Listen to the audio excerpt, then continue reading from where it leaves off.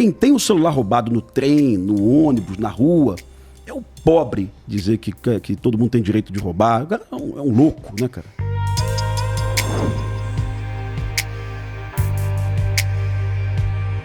Em dezembro de 2022, o Brasil teve a menor taxa de homicídios da história. Tá? Perdão, dos últimos 16 anos, de 2 séries históricas, né?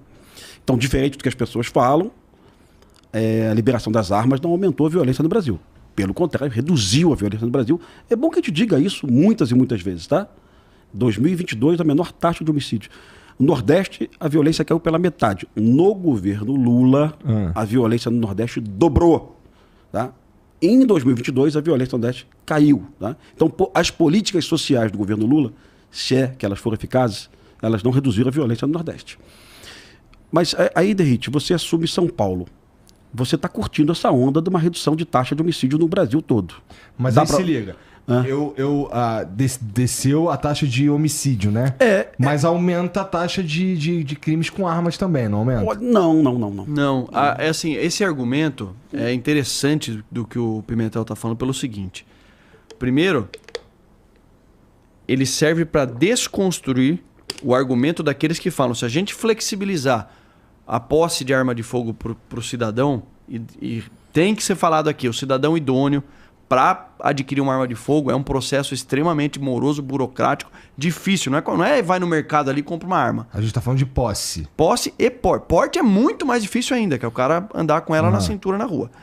Isso aconteceu durante o governo federal anterior, do presidente Bolsonaro, e quebrou o argumento daqueles que diziam que se flexibilizar, o número de homicídios praticados por arma de fogo aumentaria demasiadamente. Muito pelo contrário.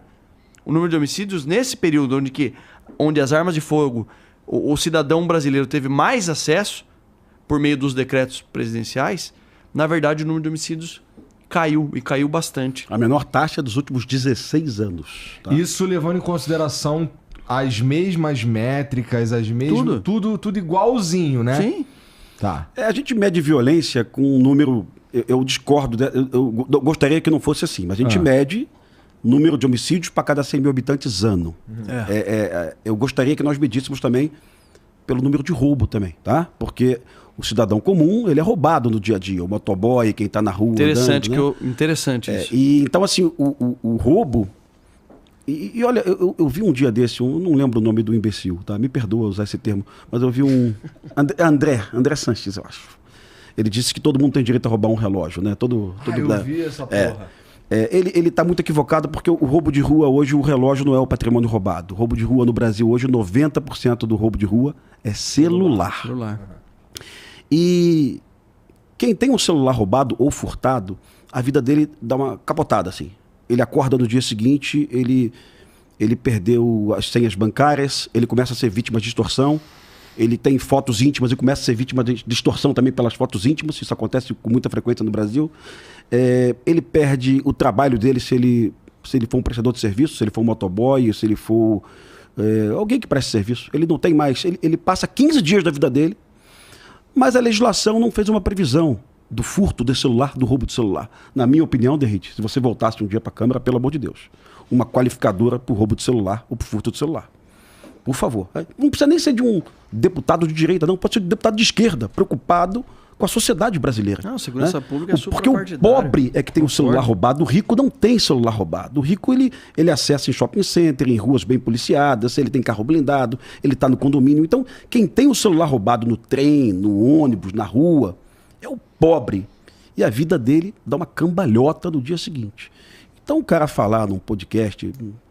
dizer que todo mundo tem direito de roubar. É um louco, né, cara? Um louco, pelo amor de Deus. Eu não consigo concordar com isso também. Eu não sei qual... Em que contexto? Foi esse contexto. Todo mundo tem direito de roubar. Ele falou isso, ponto final. Não tem como tu descontextualizar isso. Ele falou isso, pô. Eu tenho muita dificuldade de concordar. Ele esquece que a vítima do roubo no Brasil, quase sempre, se ele tabular, quase sempre a vítima do roubo é de uma classe mais baixa. O pobre é muito mais roubado que o rico, porra. Deixa eu aproveitar o gancho e falar de roubo e falar de comparações honestas que tem que ser feitas, né? Saiu uma matéria em alguns veículos de comunicação falando que a letalidade policial aumentou desde que o secretário de Segurança Pública... Eu li essa, aumentou em 43%, né? Aumentou em 30%, se eu não me engano, porque o secretário Derrite, do governador Tarcísio e tal. Peraí. Essa porra. Peraí. Tu tá mandando matar Derrite essa Imagina. Em primeiro lugar, eu nunca estimulei o confronto. Esse é o primeiro ponto. Pelo contrário. Por mim, se na nossa gestão não tivesse nenhum confronto, seria melhor ainda. 42,9%. Tá valendo essa. 43 tá aqui, aí. Então o que acontece? Mas peraí, o que os caras pegam? Eles pegam o número absoluto.